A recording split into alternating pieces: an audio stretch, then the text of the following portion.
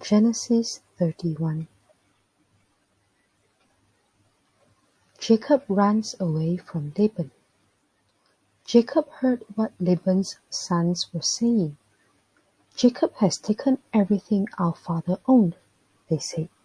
He has gained all this wealth from what belonged to our father. Jacob noticed that Laban's feelings toward him had changed. Then the Lord spoke to Jacob. He said, "Go back to your father's land and to your relatives. I will be with you." So Jacob sent word to Rachel and Leah. He told them to come out to the fields where his flocks were. He said to them, "I see that your father's feelings toward me have changed, but the God of my father has been with me. You know that I've worked for your father with all my strength, but your father has cheated me. He has changed my pay 10 times. In spite of everything that's happened, God hasn't let him harm me. Sometimes Laban would say, 'The speckled ones will be your pay.' Then all the flocks had little ones with speckles. At other times he would say, 'The striped ones will be your pay.' Then all the flocks had little ones with stripes.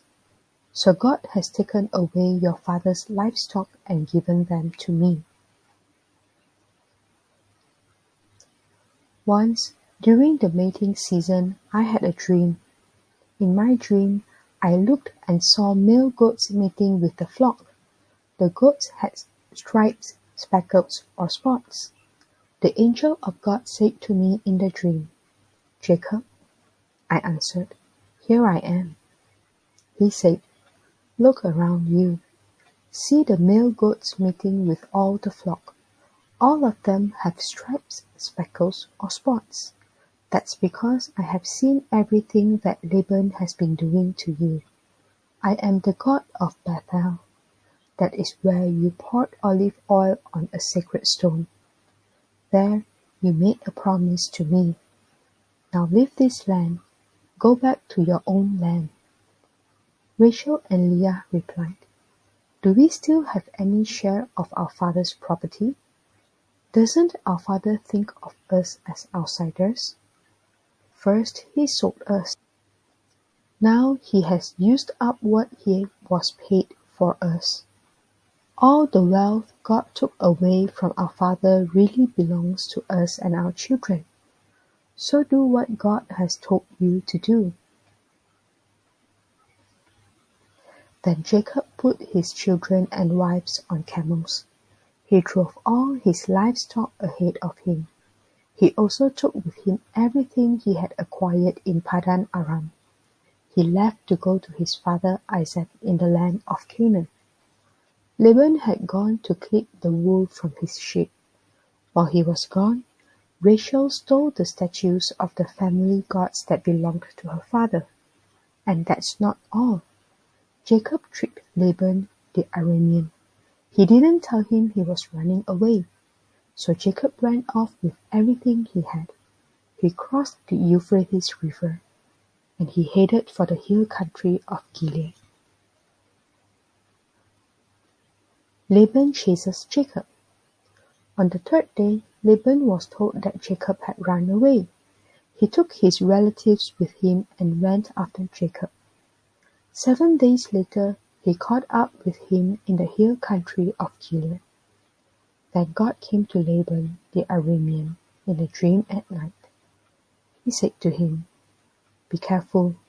Do not say anything to Jacob, whether it is good or bad." Jacob had set up his tent in the hill country of Gilead. That's when Laban caught up with him. Laban and his relatives camped there too. Laban said to Jacob, "What have you done? You have tricked me. You have taken my daughters away like prisoners of war. Why did you run away in secret and trick me? Why didn't you tell me? Then I could have sent you away happily. We could have sung to the music of tambourines and harps. You didn't even let me kiss my grandchildren and my daughters goodbye. You have done a foolish thing. I have the power to harm you, but last night the God of your father spoke to me. He said, 'Be careful.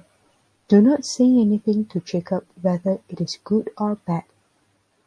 Now you have run away. You longed to go back to your father's home. But why did you have to steal the statues of my gods?' Jacob answered Laban, 'I was afraid. I thought you would take your daughters away from me by force. But if you find anyone who has the statues of your gods, that person will not remain alive. While our relatives are watching, look for yourself. See if there's anything of yours here with me. If you find anything belonging to you, take it.' But Jacob didn't know that Rachel had stolen the statues. So Laban went into Jacob's tent and Leah's tent. He went into the tent of their 2 female servants, but he didn't find anything. After he came out of Leah's tent, he entered Rachel's tent. Rachel was the one who had taken the statues of Laban's family gods. She had put them inside her camel's saddle. She was sitting on them. Laban searched the whole tent, but he didn't find anything. Rachel said to her father, 'I'm sorry, sir. I can't get up for you right now, but don't be angry with me. I'm having my monthly period.' So he searched everywhere but couldn't find the statues of his gods. Jacob was very angry with Laban. 'What is my crime?' he asked. 'What have I done to you that you hunt me down like this? You have searched through all my things. What have you found that belongs to your family? Put it here in front of your relatives and mine. Let them decide between the 2 of us.' 'I've been with you for 20 years now. The little ones of your sheep and goats were not dead when they were born. I haven't eaten rams from your flocks. I didn't bring you animals torn apart by wild beasts. I made up for the loss myself. Also, you made me pay for anything stolen by day or night. And what was my life like? The heat burned me in the daytime, and it was so cold at night that I froze. I couldn't sleep. That's what it was like for the 20 years I was living with you. I worked for 14 years to marry your 2 daughters. I worked for 6 years to get my share of your flocks. You changed my pay 10 times. But the God of my father was with me. He is the God of Abraham and the God Isaac worshipped. If he hadn't been with me, you would surely have sent me away without anything to show for all my work. But God had seen my hard times. He has seen all the work my hands have done. So last night he warned you.' Laban answered Jacob, 'The women are my daughters, the children are my children, the flocks are my flocks. Everything you see is mine. But what can I do today about these daughters of mine? What can I do about the children they've had? Come now, let's make a formal agreement, you and I. Let it be a witness between us.' So Jacob set up a stone as a way to remember. He said to his relatives, 'Get some stones.' So they took stones and put them in a pile, and they ate there by it. Laban named the pile of stones Jegar Sahadutha. Jacob named it Galid. Laban said, 'This pile of stones is a witness between you and me today.' That's why it was named Galid. It was also called Mizpah. That's because Laban said, 'May the Lord keep watch between you and me when we are away from each other. Don't treat my daughters badly. Don't get married to any women besides my daughters. There isn't anyone here to see what we're doing. But remember that God is a witness between you and me.'